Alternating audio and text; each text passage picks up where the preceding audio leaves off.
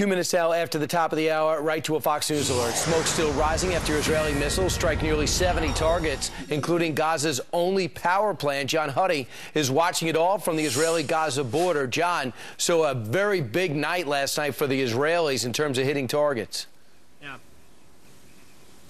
Yeah, absolutely it was, Brian. Good morning to you, Elizabeth and Steve as well. And we've been hearing artillery fire throughout the day from our location and seeing strikes in the distance behind me in Gaza, an area called Bet Hanun, which has seen a lot of intense activity over now the course of the last 22 days.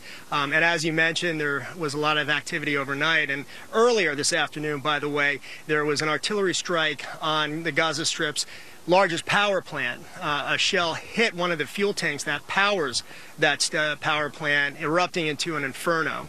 We're not sure how many people are without power at this point, but you can expect probably a significant amount at this point. And this, as you mentioned, as the fighting raged on, Israel's main objective throughout the 22 days has been to destroy Hamas's military infrastructure, in particular the cross-border network of tunnels. Yesterday, we saw several Israeli troops killed after Hamas militants ambushed them, bringing now the total number of Israeli soldiers that have been killed up to 53. 10 have been killed overnight, including several yesterday by mortar fire along the border as well. And also on the other side in Gaza, about 40 people were killed since midnight, bringing that total up to more than 1,100 and more than, at this point, probably close to 6,300 wounded, although that number continues to change by the day, even by the hour. There is movement in terms of possible ceasefire talks. We hear Palestinian and even Hamas representatives may be going or on the ground in Cairo trying to work out an Egyptian brokered agreement, something that Israel has been willing to accept with this stipulation that it continues the objective of destroying Hamas's military infrastructure. So that said, despite the uncertainty, perhaps something is in the works. This, as you can see in the distance, perhaps the smoke continues to rise in Gaza. Brian, Elizabeth, Steve, back to you. Thank you very much, John. And last night, Benjamin Netanyahu addressed the Israeli people and said, get ready for a long war. But 2 days ago, the big story was Secretary of State John Kerry digging in, saying, I got a great idea how to get a ceasefire across. What do you think of my plan?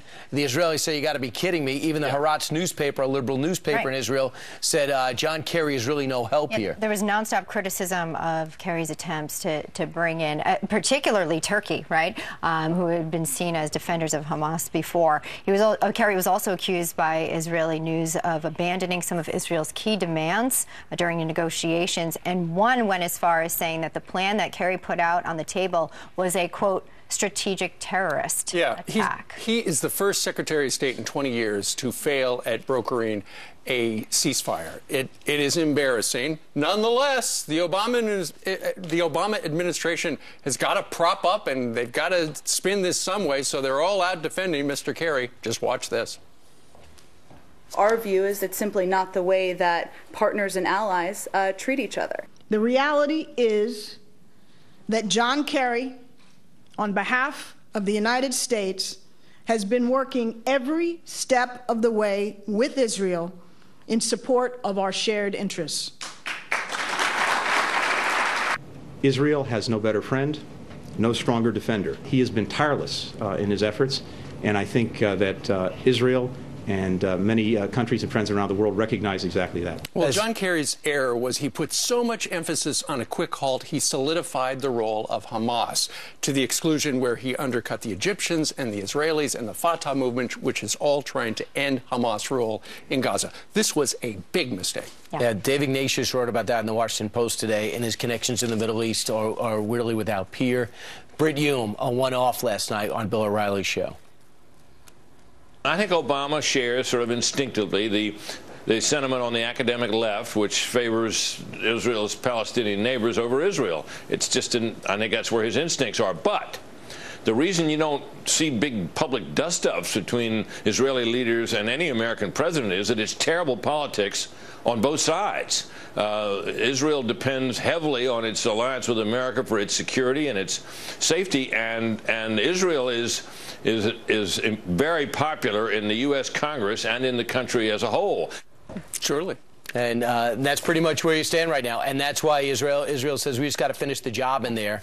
And if you're going to leave the terror tunnels out, if you're going to leave them armed and the missiles in place, we're going to be back in the same place in a year and a half, maybe even less.